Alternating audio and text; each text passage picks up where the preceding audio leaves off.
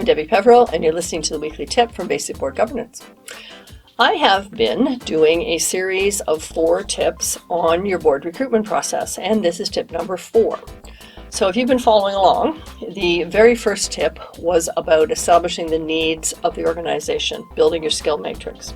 The second tip was about making sure that your application process and all the other things you do with that worked so that you selected the best board members. Last week's tip was a list of 10 places where you could go to look for board members, and I'm sure there's more. And today we're talking about the onboarding process. So what does that mean? The onboarding process means how you bring a new board member into the organization and train them so that they're able to be an effective board member from day one. You want to know whether the board member has had previous governance training. If they haven't had governance training, then you need to get them something basic around understanding the difference between being a board member and being a member. Understanding things like the duty of care, their fiduciary duty, the duty of loyalty, all those types of things. So that's kind of the basic piece of it.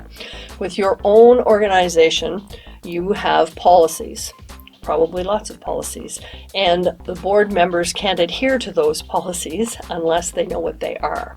So there has to be some effective training around that, explaining conflict of interest, confidentiality, what other security issues that you might have, so the board members are aware of things from the very beginning.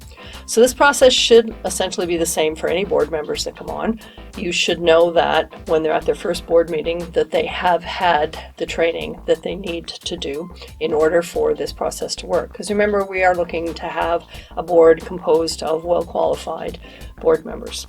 And this last piece, the online training, the onboarding that they need in order to be at their very first board meeting, you need to have this in place so that, when you were looking to have really brilliant board members, you've given them all the tools that they need so they can shine.